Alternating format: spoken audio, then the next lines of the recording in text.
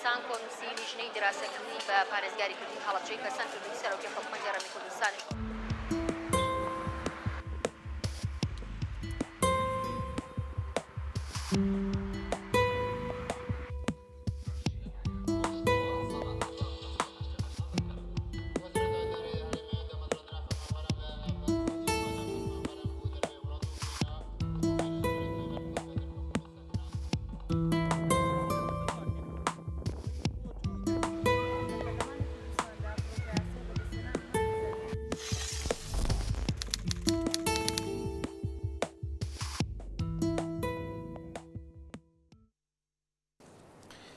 بینەرانی بەڕێزم کاتتان باش. ئەمڕۆ لە نێو پەرلەمانی کوردستان و لە کاتی خوێندنەوەی یەکەم بۆ پرۆژە یاسایەک کە بە پێی سەرچاوەکانی ڕۆژنامەی شەرق ئەوسەطی چاپی لندن شەوی ڕابردوو لە نێوان هەردوو مەکتەبی سیاسی یەکێتی نیشتیمانی کوردستان و پارتی دیموکراتی کوردستاندا لەسەری ڕێککەوتون و کە لە پرۆژەکەدا هاتووە ویلایەتی سەرۆکی هەرێمی کوردستان بۆ ماوەی 2 ساڵ درێژ بکرێتەوە و هەروەها تەمەنی ئەم خولی ئێستای پەرلەمانی کوردستانیش تا مانگی 11 ئەم ساڵ درێژ بکرێتەوە. پشێویەک ڕوویدا لە نێوان پەرلەمانتارانی ئۆپۆزیسیۆن و سەرۆکایەتی پەرلەمانی کوردستان و هەروەها بەشێک لە پەرلەمانتارانی لیستی کوردستانی. سەرنجامی ئەو پشێویە دانیشتنی پەرلەمان دواخرا بۆ دوانیوەڕۆی ئەمڕۆ و دوانیوەڕۆی ئەمڕۆژ لەو دانیشتنەدا کە نازانرێت تا ئێستا بە کۆی دەنگی چەند پەرلەمانتار ئەو پرۆژە یاسایە پەسەند کرا و بەپێی ئەو پرۆژە یاسایەش مەسعود بارزانی سەرۆکی هەرێمی کوردستان تا مانگی ئابی ساڵی 2015 لە پۆستەکەی خۆیدا دەمێنێتەوە. هەروەها ئەم خولی پەرلەمانی کوردستانیش تەمەنی بۆ مانگی 11 ئەم ساڵ درێژ کرایەوە. لە ماوەی کاتژمێری داهاتوودا بە میوانداری هەرێکە لە بەڕێزان عەدنان عوسمان ئەندامی پەرلەمانی کوردستان لەسەر فراکسیۆنی گۆڕان و هەروەها عومەر نورەدینی جێگری سەرۆکی فراکسیۆنی کوردستانی لە پەرلەمانی کوردستان و هەروەها لە ڕێگەی هەڵی تەلەفۆنەوە عەبدوڵای مەلانووری ئەندامی پەرلەمانی کوردستان لەسەر فراکسیۆنی گۆڕان هەوڵ دەدەین تاوتوێی ئەو گرژ و ئاڵۆزەی ئەمڕۆی پەرلەمانی کوردستان و تێپەڕاندنی ئەو یاسایە بکەین. کاک عەدنان و کاک عومەر نورەدینی هەردوو بەسوپاسەوە لە ستۆدیۆکانمان لە شاری هەولێر میوانی ئێنارتین بە خێراتنی هەردوو لاکەم. کاک عەدنان سڵاو لە بەڕێزت. ئەگە بکرێت زۆر بە کورتی لە دوایین پەرەسەندنەکانی ئەو گرژەی ئەمڕۆی پەرلەمان ئاگادارمان بکەیتەوە و ئایا پەسەندکردنی ئەو پرۆژە یاسایە بەلای ئێوە تا چەند شتێکی یاساییە؟ پەرەسەندنی تیان نەبوو لە ڕاستیدا با من شتێک ڕاستکەمەوە ئەوی شەوەیە کە بەهۆی پشێویەوە بەرنامەی بەیانیەکەی دوان نەخرا. هەر لە سەرەتاوە بەو شێوەیە بوو بەرنامەی بەیانی خوێندنەوەی یەکەم بوو بۆ چکارە ئەمڕۆ نووسرا بوو هەر ئەمڕۆ هێنرا بۆ پەرلەمان هەر ئەمڕۆ ئیمزا کرا بوو هەر ئەمڕۆژ خوێندنەوەی یەکەمی بۆ کرا بۆ دوانی ئەوڕۆکەی دانرا بوو کە خوێندنەوەی دووەم با بڵێن پەسەند بکرێت. خوێندنەوە مێنەوە نەبوو هەرچکە بڕیاردرا بوو کە پەسەند بکرێت. ئەمە مەسەلەکە بوو پێوەست نەبوو بە پشێوەکەی بەیانیەوە. ئەوەی تری لە ڕاستیدا ئەوە هیچ ینی کە بڵێ کارێکی نایاسایی بوو کەمترین وشەیەوە پێم وابێ ئەم وشەیە ئێستای تر مەناعەتەکەی خۆی لەدەستداوە. لە ڕاستیدا ئەمە نەکرد کارێکی نایاسایی بوو بەڵکو سەرەتایەکی زۆر مەترسیدار بوو بۆ تەسیسکردنی ئیستبدادی سیاسی لە کوردستاندا بۆ ملکەتکردنی یاساکان و ملبادانی یاساکان و ئەوەی کە پێوترێن نەرمکردنی یاساکان لە پێناوی کەسێکدا لە پێناوی باڵای کەسێکدا لە پێناوی مانەوەی کەسێکدا لە کورسیەکاندا و ئەمە تەنها لە وڵاتانێکدا ئەکرێت کە یا ئەوەیە کە هیچ حرمەتێک بۆ هەڵبژاردن و بۆ ڕای جیاواز و بۆ دەنگی جیاوازانان یا وڵاتێکە کە تووشی کارەساتێکی سروشتی خەتەرناک بۆتەوە خوانەخواسە توانا و ئیمکاناتێک نییە هەڵبژاردن بکرێت. ئەو هەیەتی کە سەرپەرشتی هەڵبژاردنەکە ئەڵێ کاکە من ناتوانم هەڵبژاردن بکەم بۆ یابێ ئەو دەستگایانە تەمدید بکرێت ماوەیان بۆ درێژ بکرێتەوە کە ئێمە خۆشبەختانە لە کوردستانە هیچ حاڵەتێکی سونامیەکی سروشتی ئەوانەمان هەیە. دیارە بەدڵنیاییەوە هەر ئەوەیە کە تەسیسکردنە بۆ ئیستبداد و لە کوردستاندا ئیتر بڕیار وایە کە بڕیار دراوە هەتایی کێ سەرۆکی ئەم وڵاتە بێ و کێ بڕیار بەدەستی ئەم وڵاتە بێت و بەڵام کاک عەدنان پێ وانییە لە میانی ئەو قەیرانە سیاسی کە ڕوبەڕووی هەرێمی کوردستان بووبەوە ڕەنگە ئەوە چارەسەرێکی گونجاو بوو بێت؟ نەخێر ئەوە خۆی هەر نەکرد تەسخیمکردنی قەیرانەکەیە بەڵکو ئەوە تەجسیدکردنی قەیرانەکەیە و ئەوە بە یاساییکردنی قەیرانەکەیە قەیرانەکە لەسەر چی هاتووە قەیرانەکە لەسەرەوە هاتووە کە بە گوێرەی یاسای سەرۆکایەتی هەرێمی ژمارە 1/2005 بەڕێز کاک مەسعود ناتوانێت خۆی هەڵبژێرێتەوە بۆ خولێکی تر دەکرێت کەسێکی تر بەڵێ بە داوای لێبوردنەوە کاک عەدنان گوێت لە ئێمەیە بەڵێ بفەرمێ بەڵێ دەکرێت کەسێکی تر لە پارتی دیموکراتی کوردستانەوە یان لە حزبەکانی ترەوە یان کەسێکی تر ئازادە کاندیدی خۆیەکە خۆی کاندیدکا بە گوێرە و یاسایەکە ئێمە دژ بە یاساکەین لەگەڵ ئەوەی کە ئەو یاسایە هەموار بکرایەتەوە ئەمە دیوێکی مۆزوعەکەیە دیوە ئەسلەکەیشی کە ئەسلی مۆزوعەکەیە مۆزوعی دەستورە ڕەشنووسی دەستورەکە زۆربەی لایەنەکان لە کوردستاندا تا پێش ئەم ڕێکەوتنە زۆربەی لایەنەکان لەگەڵەوە بوون کە ئەم ڕەشنووسە بگەڕێتەوە و ئەو ڕەشنووسە هەموار بکرێت و کار لەسەرەوە بکرێت کە سیستەمەکە بە ئاراسەیەکە بگۆڕێت و دواتر قسە لەسەر دام و دەستگاوەکانی بکەین زۆر سپاس کاک عەدنان بەڵێ زۆر سپاس ئەمە بڕۆمە لای کاک عومەر نورەدینی کاک عومەر ئەم کاتت باش ئەوەی کە ئۆپۆزیسیۆن قسەی لەسەر ئەکات ئەوەیە کە بە پێی پێڕەوی ناوخۆی پەرلەمانی کوردستان پێویستە 48 کاتژمێر پێش خوێندنەوەی یەکەم هەر پرۆژە یاسایەک بچێتە بەردەست پەرلەمانتاران ئەم پرۆژە یاسایە ئەوترێت پەرلەمانتارانی ئۆپۆزیسیۆن ئەڵێن کە ئەمڕۆ هاتوۆتە پەرلەمان و هەر ئەمڕۆژ خوێندنەوەی یەکەمی بۆ کراوە هەر ئەمڕۆژ پەسەند کرا ئەمە لە شێوە سەرچاوی گرتووە بەڵێ شەوی ئێوە و بینەرانی بەڕێزیش باش لە ڕاستیدا پرۆژە یاساکە یان ئەم دوو پرۆژە یاسایە لە ڕووی ناوەڕۆکەوە کە بریتیە لە درێژکردنەوەی ماوەی خولی پەرلەمان و ماوەی ویلایەتی سەرۆکی هەرێم ئەمە لە 25 مانگەوە پێشکەش کراوە بەڵام هەر پرۆژەیەک کە پێشکەش دەکرێت لە ساتەوەختی پێشکەشکردنی تا ساتەوەختی پەسەندکردنی قابلی ئەوەیە کە گۆڕانکاری بەسەردابێ بە تایبەتی کە خوێندنەوەی یەکەمی بۆ دەکرێت و راپۆرتی لەسەر ئامادە دەکرێت تەنانەت لە دوای 25 مانگەوە نەسی هەردوو پرۆژە تەنانەت گەیشت بۆ میدیا و دامودەستگاکانی کۆمەلگای مەدەنیش بۆیە ئەگەر بوترێ ناوەرۆکی هەردوو پرۆژەکە لە لای فراکسیۆنەکان و ئەندامانی پەرلەمان ناڕۆشن بووە یا دیار نەبووە لە ڕاستیدا من پێم وایە ئەمە قسەیەکە ئیتر دوورە لە ڕاستیەوە یان حەقیقەتەکەەوە خۆی ناگوترێت تەنانەت دامودەستگاکانی ڕاگەیاندنی ئۆپۆزیسیۆن و ئەهلی و هەتا ئەوانەی کە هی حزبەکانی دەسەڵاتن ئەندام پەرلەمانەکان هەمویان قسەیان لەسەر ئەم دوو پرۆژەیە کردووە و لە چەند ڕۆژی ڕابردوودا لە ناو میدیا و ئیتر لە ناو دامودەستگاکانی ڕاگەیاندندا زۆر بە جددی زۆر بە فراوانی قسە لەسەر هەردوو پرۆژەکە کراوە عومەر ببوورەوەی پێشتر لە ڕاگەیاندنەکانەوە بیسترا ئەوە بوو کە بۆ یەکەم جار کەناڵی NRT لە ڕۆژی 30 مانگی ئازاری ئەم ساڵە ئاشکرای کرد کە هەوڵێک هەیە بۆ ئەوەی ماوەی سەرۆکایەتی هەرێمی کوردستان و پەرلەمانی کوردستان درێژ بکرێتەوە دوای ئەوەش لە چاپێکوتنێکی تایبەتە لەگەڵ بە هەمان شێوە کەناڵی NRT محەممەدی حاجی محمود سکرتێری گشتی حیزبی سۆسیالیستی دیموکراتی کوردستان جارێکە جەختی لەوە کردەوە کە هەوڵێک هەیە بۆ درێژکردنەوەی بەڵام لە ڕاگەیاندنەکانە قسە لەسەر ئەوە نەکراوە کە پرۆژە یاسایەک هەبێت بۆ ئەو بابەتە قسە لەسەر ئەوە کراوە لە 25 مانگەوە پرۆژە پێشکەش کراوە نەسی پرۆژەکەش من بەش بە حاڵی خۆمدام بە بەشێک لە دامودەستگاکانی ڕاگەیاندنیش بەڵام ئەمڕۆ دوای خوێندنەوەی یەکەم و ئیتر ئامادەکردنی راپۆرت ئیتر گۆڕانکاری بەسەرداهات بە تایبەتی لە ڕووی ماوەی زەمەنی و تەحدیدی ماوەکەوە تا درێژکردنەوەکەت لە ڕۆژێک بێیان بۆ ماوەی چەند بێ ئەمە گۆڕانکاری بەسەرداهات لە ڕاستیشدا پێشکەشکردنی ئەم دوو پرۆژەیە لە خولی ڕابردووشدا کراوە لە خولی دووەمیش کراوە لە خولی یەکەمیش کراوە بە مەبەستی ئەوەیە کە ئەوەی پەرلەمان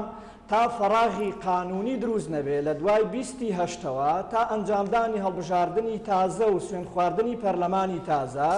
تا ئەزمەی شەرعیەت دروست نەبێ لە بەڕێوەبردننی ئەم وڵاتەیە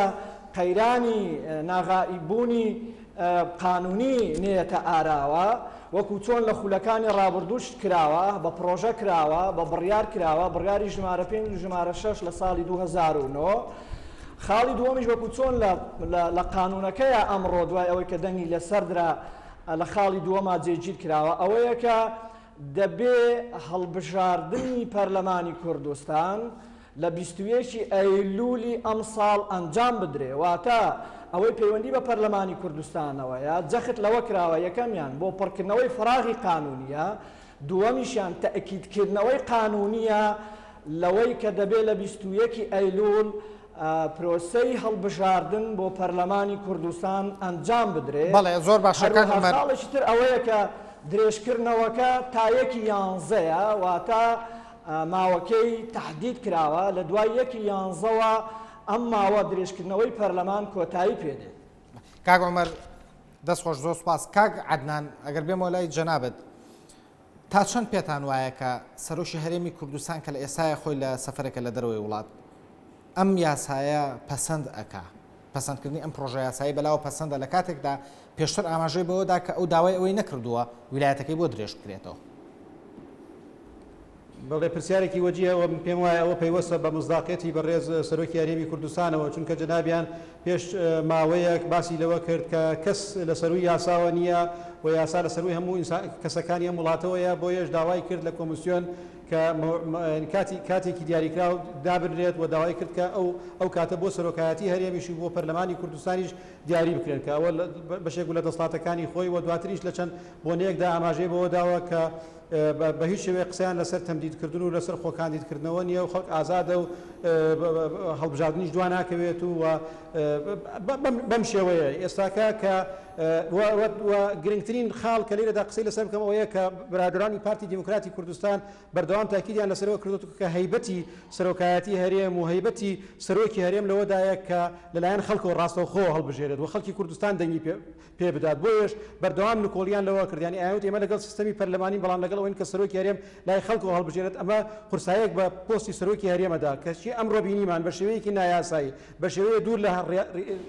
ڕێسا پەرلەمانیەکانەوە دوور لە هەموو عرفێکی پەرلەمانیەوە بە شێوەیە کە ئەسڵ نەمازانی کێ دەنگی داوە کێ دەنگی دژ بووە سەرۆکی هەرێم 2 ساڵی بۆ تەمدید دەکرێت لەلایەن پەرلەمانەوە بۆی تەمدید کراوە نە لە ڕاپرسیەکانە خەڵکی کوردستان من تێناگەم سەرۆکی هەرێم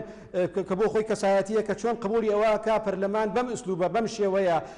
بەبێ حسابکردنی دەنگ بەبێ زانینی چەند دەنگ لەگەڵەوە چەند دەنگ دژە بەبێ گوێگرتن لە ئۆپۆزیسیۆن بەبێ سازانی نیشتیمانی بەبێ دانیشتن لەگەڵ ئۆپۆزیسیۆن وە قسەکردن لەسەرەوە بەفێڵ ئەمە هێنراوەتە پەرلەمانی کوردستان چونکە ئەوەی یەکەمەکە ئەوەی پەرلەمان بەڵام کاک عەدنان کاک عومەر ئاماژەی بەوەدا کە پێشتر ئەمە بینراوە ئەم پرۆژەیە قسەی لەسەر کراوە ئەوەی سەرۆکی هەرێم 30 مانگە هەر ئەمڕۆیە ئیجازەم دە کاک ڕێبار ئەوەی پەرلەمانی کوردستان 30 مانگە هەر ئەمڕۆ پێشکەش کراوە تاریخەکەی لەسەرە هەموو خەڵکی کوردستان دەتوانێت ببینێت و دواتریش ئەمەی خێنە سەر فەیسبوک و ئەوانە خەڵک ببینێت بۆیە ینی من تعجبەکەم لەوەی کە کەسێکی وەکو کاک مەسعود بەرزانی بەم شێوازە بەم ئوسلوبە قبولی بە پەرلەمانێک کە خۆیان ئەسڵەن پێیان وایە بۆ عیبەیەکە لە سەرۆک لە پەرلەمانە بۆ ماوەیەکی ئاسایی خۆی هەڵبژێرێت ئێستا دێ بۆ تەمدید کە تەمدید یەکێکە لە کارە زۆر نەشیاوەکان بۆ حاڵەتێکی ضرورەتی قسووا بۆ چەند مانگێک بۆ کاری سروشتی بۆ خوانەخواستن بۆ شتێک تەمدید دەکرێت ئێستا سەرۆکی هەرێم دێت بەمە ڕازیە بێ بەڕاستی ئەمە ئیتر دەبێت عیبەیەکی گەورە. زۆر سوپاس کاک عەدنان زۆر سوپاس. خۆشەویستان هەر بۆ قسەکردن لەسەر ئەم بابەتە ئێستا لە ستۆدیۆکانمان لە شاری سلێمانی دکتۆر شێرکۆ جەودە دەنامی سەرکردایەتی یەکگرتووی ئیسلامی کوردستان میوانە لە لامان. دکتۆر بەخێر بێیت. ئەم ئێوە بە بڕای ئێوە هویە گرتووی ئیسلامی کوردستان ئەم تێپەڕاندنی ئەم پرۆژە یاسایی ئەمڕۆی پەرلەمانی کوردستان چۆن ئەبینێن و تا چەند توانوێت ڕێژەی یاسایی بەدەست بێنێ؟ بنای خۆی بەخشندەوە میهرەبان بێگومان ئەوەی کە بگونجێ لەم کاتەیە بیڵێن ئەوەیە کە ئەبێ پرسە و سەرخۆشی خۆمان ئاڕاستی گەلی کوردستان بکەین بەهۆی ئەو کودەتایی کە لەسەر دیموکراسیەت ڕوویدا ئەمڕۆ لە پەرلەمانی کوردستاندا و ئەبێ بڵێ ئینا لله و ئینا ئیلەیهی ڕاجعون وەڕاستی ئەوەی کە ئەمڕۆ ڕوویدا لە هەرێمی کوردستاندا یعنی ڕووداوێکە بەڕاستی هەر چۆن یەکسێری بکەی ئەتوانی بەراوردی بکەی لەگەڵ ئەو هەوڵانەی کە ڕژێمەکانی تری ناوچەکە کردیان سەبارەت بەوەی کە چۆن بتوانن ماوەی سەرۆکایەتی خۆیان درێژ بکەنەوە ماوەی حکومڕانی خۆیان درێژ بکەنەوە بە شێوازێکی نایاسایی. بەڵام دکتۆر ئەومان لەبیر بێ کە پێشتر مەسعود بارزانی سەرۆکی هەرێم ئاماژەی بەوەدا بوو کە ئەو داوای نەکردووە ویلایەتەکەی بۆ درێژ بکرێتەوە. ئەی کەوابێ بۆچی بۆی درێژ ئەکرێتەوە کەوابێ ئەم داخوازیە لەکۆ ئەی ئەم هەوڵانی پەرلەمان لەکۆ کەوابێ یان ئەوەیە کە سەرۆکی هەرێم نایەوێت ماوەکەی بۆ درێژکرێتەوە خەڵکی تر ئەوێ ماوەکەی بۆ درێژکرێتەوە یان ئەوەیە نەخێر ئەمە بەرنمەیەکی وازەحە کە پەیوەندی بە تەکتیکاتی پەیوەندەکان لەگەڵ بەغدا و هاوچەشە عێراقیەکان و هاوچەشە هەرێمیەکان و ئەوانەوە هەیە بەڕاستی زۆر وازەحە کە درێژکردنەوەی ئەم ماوەیە بۆ ماوەی 2 ساڵ بۆ سەرۆکایەتی هەرێم پەیوەندێکی ڕوونی هەیە بەوەی کە لە هەرێمی کوردستاندا ئەیانەوێ هاوچەشەکان لەگەڵ بەغدایە ڕێک بخەنەوە لە ماوەی 2 ساڵەیە ئەیانەوێ یەکێتی و پارتی لە هەرێمی کوردستاندا پێگەی خۆیان بەهێزتر بکەن ئەیانەوێ لە هەرێمی کوردستاندا یەکێتی و پارتی لەگەڵ بەغدایە بگەنە شێوازێکی گونجان و ئیتیفاق و تەوافقێکی ئەوتۆ کە ئاڵوگۆڕکردنی جێگەی بەڕێزمام جەلال لە سەرۆکی عێراق و لە هەمان کاتا لە هەرێمی کوردستاندا و گۆڕینی خەریتە و نەخشەی سیاسی لە هەرێمی کوردستاندا بە شێوەیەک بێت کە ئەوان ئەیانەوێ بۆیە ئەم تەکتیکات و ئەم تەڵەکە بازیەی کە ئەکرێ ئەمڕۆ کە کرا ئەمڕۆ بەداخەوە داکوتینی بزمارە لە تابوت و لە نەعشی دیموکراتیت لە هەرێمی کوردستاندا بەداخەوە کە لە پەرلەمانی کوردستاندا هەندێک پەرلەمانتار هەیە شەرعیەتی قانونی ئەدۆزنەوە بۆ ئەم کودەتایە لەسەر دیموکراسیت لە هەرێمی کوردستاندا بەداخەوە کە لە هەرێمی کوردستاندا پرۆسەی دیموکراسی گەیشتە ئاستێکی ئاوا کە بەڕاستی داوا ئەەکەین لە هۆشیاران و هۆشمەندانی ناوی یەکێتی و پارتی کە هەڵوێستیان هەبێ بەرامبەر بە پەرلەمانتارەکانیان کە هەڵوێستیان هەبێ بەرامبەر بە ئەو شتە نایاسیانەی کە لە هەرێمی کوردستاندا ڕوئەدا من ئەمێ بزانم کامێ ئەو فەراغە قانونیە کامێ ئەو بۆشایی یاسایی کە ئەم ڕووداوی ئەمڕۆی ڕوویدا لە پەرلەمانی کوردستانە بەهۆی ئەوە کامەیە ئەو بۆشایی کە ئەگەر بێت و سەرۆکایەتی هەرێم 7-8 کەس فۆرمی وەرگرتوێ بۆ خۆ کاندیدکردن هەڵبژاردننی پەرلەمان لە 21 نوێ بڕاردراوە بکرێ هەردوو هەرسێ هەڵبژاردنەکان بڕاردراوە و کۆمیسیۆنش ئەڵێ ئامادەکاری بۆ ئەوکرێ کامەیە بۆشایی یاسایی بەڵێ با دیوەکەی تری بۆشاییەکەی ئەوان کە باسی لێوەکەن باسی لێوە بکەین کە بریتە لەوەی کە پێویستە سەرۆکایەتی هەرێم ماوەکەی درێژ بکرێتەوە لەبەر ئەوەی کە هاوچەشە عێراقیەکان و هاوچەشە ئیقلیمی و هەرێمیەکان پێویستیان بەوەیە لە دید و بۆچوونی یەکێتی و پارتیەوە هەڵوێستی استراتیجی داوای ئەوەکە هەڵوێستی یەکگرتووی ئیسلامی کوردستان هەڵوێستی فەرمی یەکگرتووی ئیسلامی کوردستان بەرامبەر ئەو ڕووداوی ئەمڕۆ چییە؟ هەڵوێستی فەرمیمان هەڵوێستی پەرلەمانتارەکانمان بوو کە ئەمڕۆ لە هۆڵی پەرلەمانە زۆر بەتوندی ئیدانەی ئەو ڕووداوایان کرد و هەڵوێستیان شانبەشانی پەرلەمانتارانی ئۆپۆزیسیۆن زۆر بەتوندی ئیدانیان کرد و بەکارێکی نایاساییان لە قەڵەمدا و چەندین ڕخنەی یاساییان بەڕۆڕووی سەرۆکاتی پەرلەمان کردەوە کە بەڕاستی ئەوە شتێکی نەخوازرا بوو نە ئەوە ڕوویدای لە پەرلەمانی کوردستان. زۆر سپاس دەکەم. دێمە لای کاک عومەر دکتۆر شەرکۆ جەودەت ئەندامی سەرکردایەتی یەکگرتووی ئیسلامی کوردستان ئاماژە بەوە دات کە ئەوەی ئەمڕۆ ڕووی داوە کودەتایە و دوابزمارە لە تابوتی دیموکراسی دراوە لە هەرێمی کوردستانە. ئایا فراکسیۆنی کوردستانی نەیدەتوانێت چارەسەرێکی تر یان گونجاوتر یان پێش ئەوەی ئەو پرۆژە یاسایە ببرێتە پەرلەمانەوە لەگەڵ فراکسیۆنەکانی ئۆپۆزیسیۆن قسەی بکردایە یان لانی کەم چەند ڕۆژێک پێش ئەوە بدرایەتە فراکسیۆنەکانی ئۆپۆزیسیۆن بۆ گفتوگۆ لەسەرکردن؟ کێشەیەکی گەورەی سیستەمی سیاسی لە هەرێمی کوردستان ئەوەیە کە ئێمە ئۆپۆزیسیۆنێکی ناپەرلەمانیمان هەیە بە دەلیلی ئەوەی کە ئۆپۆزیسیۆنی پەرلەمانی لە ئەدەبیاتی خۆیە کودەتا و تعبیری وەکو تەڵەکە بازی و وەکو ئەمڕۆ لە ناو پەرلەمانی کوردستانە گوێمان لێبوو کە وتیان بێ ئەخلاقی سیاسی و هەروەها ئۆپۆزیسیۆنی پەرلەمانی ناچێ شاشەی تەلەڤیزیۆنی پەرلەمان بشکێنێ ناچێ مایکی قسەکردنی ئازادانەی پەرلەمان بشکێنێ ئۆپۆزیسیۆنی پەرلەمانی بوتڵی ئاو بۆ خواردنەوە بەکاردەهێنێ نەک بۆ تێگرتنی هەروەها مێزی ناو پەرلەمان بۆ دانیشتن و بە ئارامی قسەکردن بەکاردەهێنێ نەک بۆ تەپڵ کوتان و نانەوەی فەوزا و ئاپەشێوی ئەوە ئۆپۆزیسیۆنە لە هەرێمی کوردستان بە شێوەیەکی ناپەرلەمانی نادیموکراسی هەوڵ دەدا کە ئەوە وەرەقەکان تێکەڵ بکات ئەجینە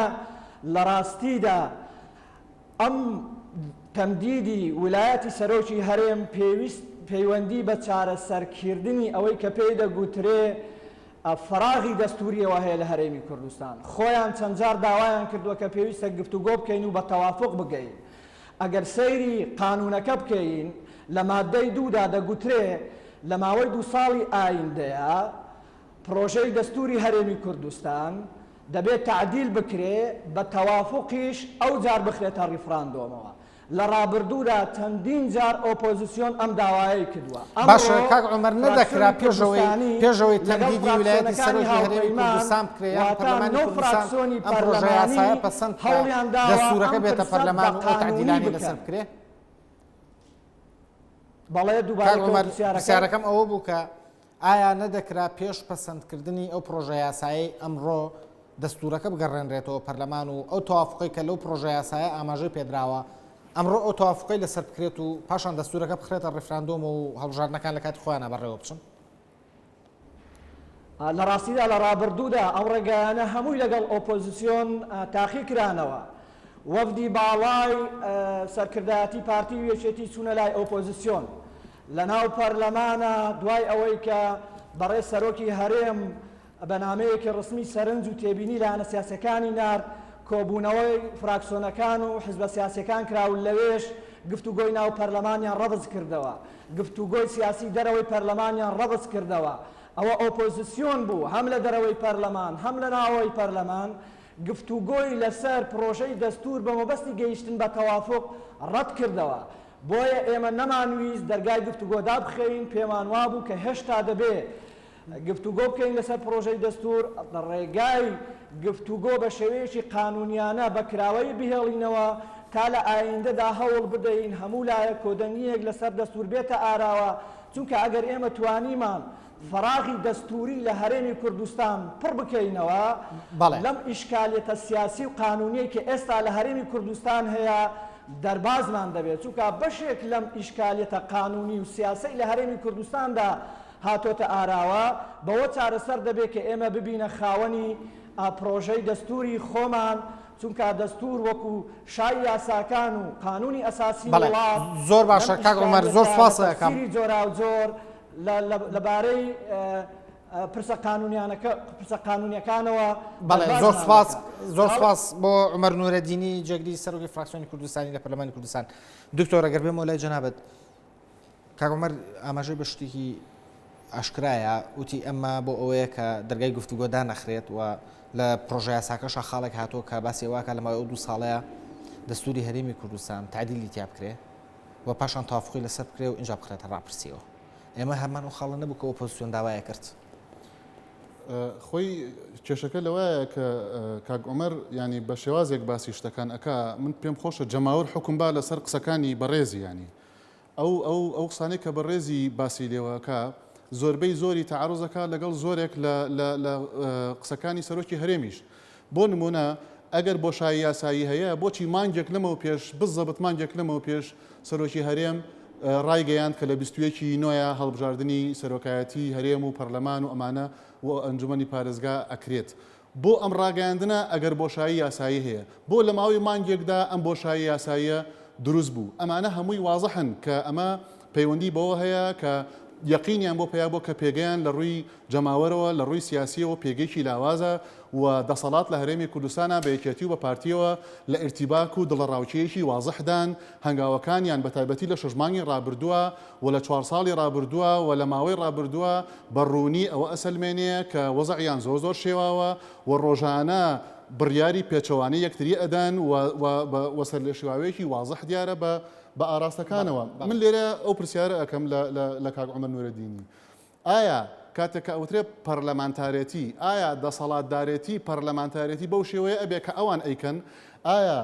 واتە بە زۆرینە شتەکان تێپەڕێن لە کاتێکتا کە بەڵێنیاندا کە بە تەوافق کارەکان بەرن بڕێوە، ئایا واتای دەسەڵاتی زۆرینە لە هەرێمی کوردستاندا لە پەرلەمانە یعنی ئیهانەکردنی پەرلەمانتار یعنی حەبسکردنی یعنی گرتنی، ئایا ئەمانە هەم ئەی لادان لە پەیڕەوی ناوخۆی پەرلەمان کە ئەبێت 48 ساعات پێش ئەو پرۆژە یاسا تەقدیم بکرێ و دواتر هەر لە ڕۆژێکە خوێندنەوەی یەکەم و بڕیاریشی بۆ دەربچێ وازەحە کە لە هەرێمی کوردستاندا ئەمر باسیەکە بەڕاستی هەڵەیەکی گەورەیە.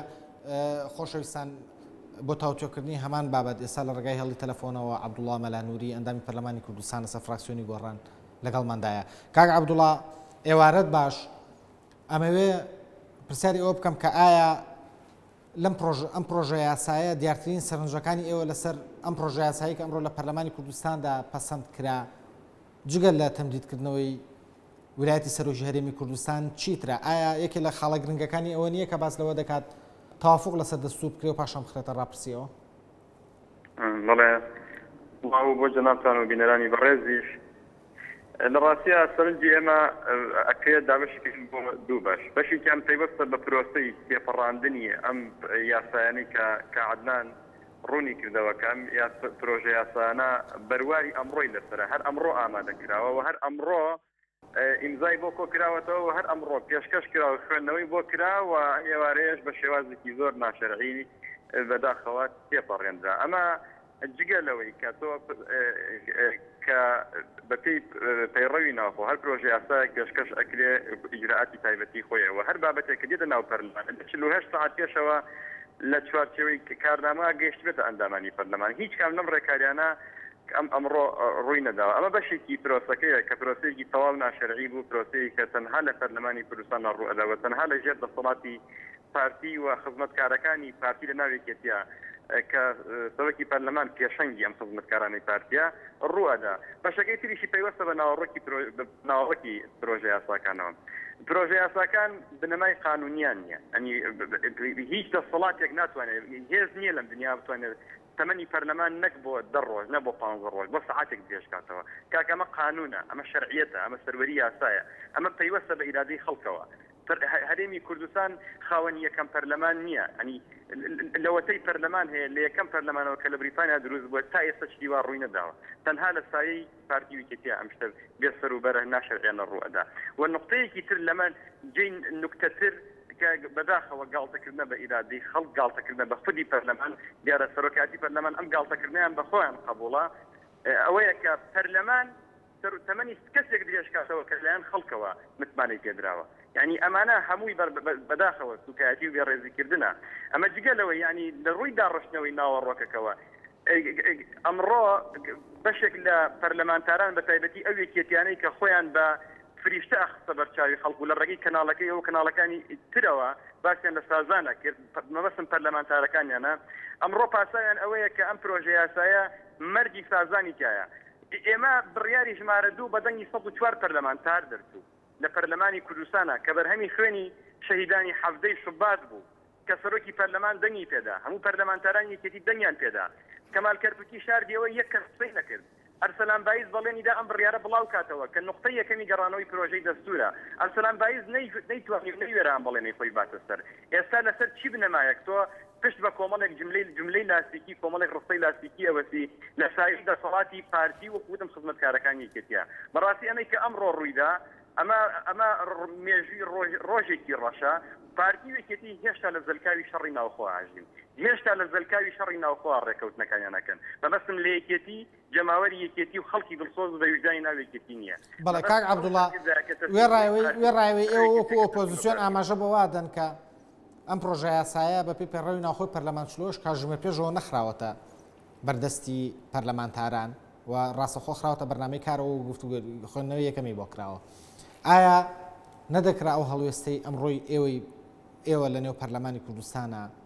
بە شێوەیەکی کە دەرببڕایە ینی لە ساڵانی ڕابردووە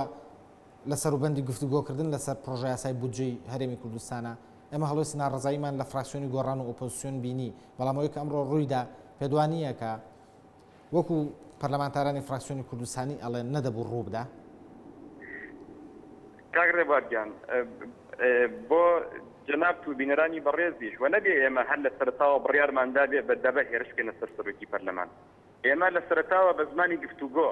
بە زمانی قانون قسەمان لەگەڵ سەرۆکی پەرلەمانە کرد بەڵام چی سەرۆکی پەرلەمانێک سەرۆکی پەرلەمانێک کە تسلیم بە ئیرادەی پارتی بووە سەرۆکی پەرلەمانێک کە جگە لە قسەی پارتی کەی هیچ قسەیەکی تر نابیتێ پێمان وت کاکە بۆ خۆت عیبە بۆ پەرلەمانەکەت عیبە بۆ مێژووی ئەم وڵاتە عیبە ناکرێتەی ڕێی ناوخۆ پێشێلکەی پێش پەرلەمانتاران پێش هەموو کەسێکە بێت سەرۆکی پەرلەمان دیفاع لە پەیڕەوی ناوخۆ و یاسای پەرلەمانەکەی خۆی بکە پێش هەموو کەسێک ئەبێت سەرۆکاتی پەرلەمان قبوڵ نەکا ئەم بێڕێزیە لە ناو پەرلەمانە بکرێت بەڵام ئەمانە نابیست لەمانە کەڕن لە ئاستی قسەی حەقا کەڕن نابیست بۆیە بڕوا بکە ئەگەر ئێوەش لێ بووایان نەکدە بە ئاو هەرچیتان پێ بکرای ئەتان کرد ئەمانە ینی کۆمەڵێ خەڵکن ویژدان لە ویژدان خاڵی یعنی لەگەڵ ڕێزمە ئەوەی کە پێوترێ ئەخلاقی سیاسی لە مەشهەر خاڵی ینی کۆمەڵێ خەڵکن دەستیان کردو بەسەر ئەم وڵاتەوە من ئەمانە ئەمڕۆ لە دوای ئەوەی بۆ ئاگاداری ئێوە و بینەرانی بەڕێزی لە دوای ئەوەی پرۆژەکەیان تێپەڕان چەپڵە لێ ئەدە چپڵەی شەرمەزاریە ئەمە چپڵەی پێشێلکردنی یاسایە کاک عەبدوڵڵا ئەم چەپڵانە کاک عەبدوڵڵا ئەکرێ بزانین ئایا هەڵوێستی پەرلەمانتارانی یەکێتی نیشتیمانی کوردستان لە نێو پەرلەمانی کوردستانە لەسەر تەپەڕاندن پرۆژە یاسایە چی بوو؟ ئایا هەمویان کۆک بوون لەسەرەوەی کە یاساکە پەسەند بکرێت؟ ئەوەی کە ئەو پەرلەمانتارانەی و ئەوانەشی کە دوێنێ لە NRT و لە کەناڵەکانی ڕاگەیاندنە کە قسەیان کرد ئەمڕۆ دەنگیان بەو پرۆژە یاسایەدا کە بەداخەوە من بۆ خۆم هەرگیز چاوەڕێم ناکرد ئەم کەسانە ئاوەها لە ماوەی چەند سەعاتێکە ڕێیان بگۆڕێ ئاوەها لە ماوەی چەند سەعاتێکە پشت بکەنە ئیرادەی خەڵک پشت بکەنە ئەو کەسانی کە ئەوان نوێنەری ئەوانن پشت بکەنە ئەو کە خەڵکانی کە لە ناو یەکێتیان و ئومێدیان بەوانە بەڵێ زۆر بەناشرینی زۆر بە ترسنۆکانە دەنگیان دەستیان بەرزکردەوە پارتیەکان ئازایانە دەستیان بەرزکردەوە بۆ شتێک کە باوەڕیان پێێتی یەکێتیەکان زۆر شەرمنانە زۆر ترسنۆکانە دەستیان بەرزەکردەوە چونکە ئەیانزانی شتێکەکەن کە نە یاساییە نە باوەڕیان پێێتی نە لەگەڵ ویژدانە ئاگونجێ نە لەگەڵ دیموکراسی ئاگونجێ نە لەگەڵ ڕێکەوتنی دەباشانی سەرۆکی حزبەکەیان ئاگونجێت نە لەگەڵ ڕای جەماوەری یەکێتی ئاگونجێ یعنی ئەمە بڕوا بکەن ئەمەی کە باسی ئەەکەین ئەمە نەموبالەغەیە نە هیچە خۆزگە خەڵکی کوردستان ئاگەیلەوە بێ بەڵام لەبەرەوەی پەرلەمانێکی ناشەفافە پەرلەمانێکە سەرۆکی پەرلەمان بڕیاری داوە سەرۆکاتی پەرلەمانی داوە بڕیاری داوە کاری نایاسایی کە بێگومانە و ڤیدۆیانەیەش کە لە پەرلەمانە هەیە ئەیشارێتەوە بۆی حەقیقەتەکان بە خەڵکی کوردستان نەگات یعنی ئەمە مەسەلەیەکی منەظەمە ئەمە مەسەلەیەکی ڕێکخراوە پەرلەمان ئیجازە بدە سەرۆکی پەرلەمان ئەگەر ڕاستگۆیە ئەگەر باوەڕی بە سازانی نیشتیمانی هەیە سازانی نیشتیمانی لە بڕیاری ژمارە 2 کرا کە 104 پەرلەمانتار دەنگی پێداوە کە شاردرایە و ئەم بەڵێنی دا و بڵاویشی نەکردەوە وەکوتم کە نەیوێرا بڵاوی کاتەوە لە ترسی پارتیە و سازانی نیشتیمانی بەوە ئەکرێ ئێمە لە سەرەتایی ساڵی 2012 6 پەرلەمانتار لە پەرلەمانتارەکانی یەکێتیشەوە بەوانەی ئۆپۆزیسیۆن و بەوانەی شیوعی و بەوانەی ئایندەشەوە بە بەشێک لە تورکمان و مەسیحەکانیشەوە پرۆژە یاسایەکمان پێشکەش کردووە بۆ گەڕانەوەی پرۆژەی دەستور و پێکێنانی لیژنەیەک بۆ ئەوەی بە سازان ئەم پرۆژەیە بگەڕێنەوە 1 ساڵە خوێندنەوەی بۆ ناکە یعنی خێرە ئەمڕۆ لە کاتێکا خەڵک خۆی ئەسووتێنێ گەنج خۆی ئەسووتێنێ لە کاتێکا هێشتا تەزویراتەکەی مووسڵ لە بیر نەچووە داوامان کردووە لیژنەتێک بێ بۆ تەزویراتانەی کە لە هەرێمی کوردستان کراوە هیچ کام لەم شتانە کە پەیوەندی بە ژیانی خەڵکەوە هەیە نایکە لە ماوەی 8 سەعاتە یاسایەکی نایاسایی یاسایەک کە تەنها لە سەردەمی کاخی نازانم لە سەردەمی کاخی مەلیک و پاشا دیکتاتۆرەکانە مەگەر لە قاموسی ئەوانە بیدۆزیتەوە ئەمڕۆ ئەرسلان بایز شەرعیەتی پێدا یعنی کاک عەبدوڵڵا زۆر سوپاس بۆ ئامادەبوون لەگەڵمانە لەسەر هێڵی تەلەفۆنەوە عەبدوڵڵا مەلانووری ئەندامی پەرلەمانی کوردستان لە فراکسیۆنی گۆڕان دوکتۆر ئەگەر بێمەوە لای جەنابەت تا چۆن پێتان وایە کە تەپەڕاندنی ئەم پرۆژە یاسایە و تەمدیدکردنەوەی ویلایەتی سەرۆکی هەرێمی کوردستان بۆ ماوەی 2 ساڵی تر کاریگەری لەسەر هەڵبژاردننی پەرلەمانی 21 بێت بێگومان کاریگەری زۆر ئەبێت لەسەر هەڵبژاردننی 21 لە بۆ پەرلەمانی کوردستان هەر لە سەرتاوە ئەم هەڵوێستەی پەرلەمانتارانی یەکێتی و پارتی زۆر بەڕوونی ئەوە ئەخاتە ڕوو کە ئەمە بە پێچەوانی ئێرادی ئەم میلەتەوەیە بە پێچەوانەی خواسی ئەم میلەتەوەیە ئەگەر وا بواە هەر لە ڕاپرسیەکەەوە هەر لە گەڕانەوە بۆ میلەت هەر لە گەڕانەوە بۆ ڕای میلەت ئەوە ئەم برایان باە بەڵام کە لەبەر ئەوەی کەزانیان لە ناو میلەتە پێگەیان زۆر دابەزیوە و لەبەر ئەوەی کە دڵنیان لەوەی کە لە هەڵبژاردنەکانە ئەنجامەکان بەو شێوەیە نابێت کە ئەوان ئیدعایەکەن و تەسەوریەکەن لەبەر ئەوە بە دڵنیاییەوە کاریگەری زۆری ئەبێ بە تایبەتی لەسەر دەنگی هۆشیار لە هەرێمی کوردستاندا و بەداخەوە من ئەڵێم کە پەرلەمانتارەکانی یەکێتی و پارتی ئەمڕۆ چوونە مێژووەوە لە ڕۆژێکی ڕەشی هەرێمی کوردستاندا کە بەو شێوەیە هەڵوێستیان نوان بەرامبەر بە پرۆسەی دیموکراسی و یاسایی بوونی ئەو لادانانەی کە کردیان ئەمڕۆ بەرامبەر بە پەیڕەوی ناوخۆی پەرلەمانی کوردستان و بەرامبەر بە پرۆسەی درێژکردن سەرۆکاتی زۆر بە کورتی پێم بڵێ پێت وایە کە دوجار هەڵوێستی ئۆپۆزیسیۆن لەبارەی تەپەڕاندنی ئەم پرۆژە یاساییەوە چێ بێت بێگومان هەڵوێستی ئۆپۆزیسیۆن هەڵوێستی یاسایی ئەبێ بێگومان هەڵوێستی ئۆپۆزیسیۆن هەڵوەستی داکۆچیکردن ئەبێ لە مافی ڕەشوڕوتی ئەم میلەتە لە مافی بەدەرگەڵ پەنا بۆ هیچ ڕێگایکی تر نابن بۆ دژوەستانەوەی ئەم تێپەڕاندنە بێگومان پەنا بۆ هەر شێوازێک ببرێ پەنا ئەبرێ بۆ شێوازی یاسایی و مەدەنیانە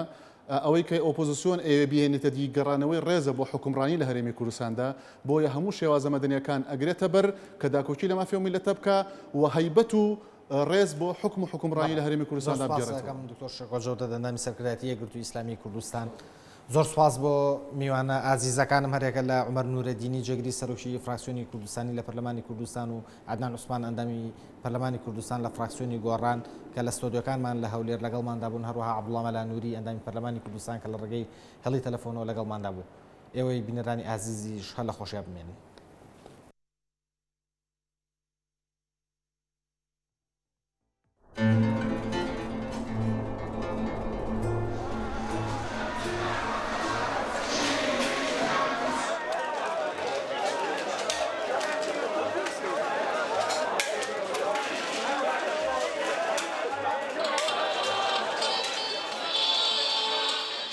ئەنجومەنی وەزیرانی هەرێمی کوردستان کۆنووسی لیژنەی دراسەکردنی بە پارێزگاریکردنی هەڵەبجەی پەسەند کردووی سەرۆکی حکوومەتی هەرێمی کوردستانی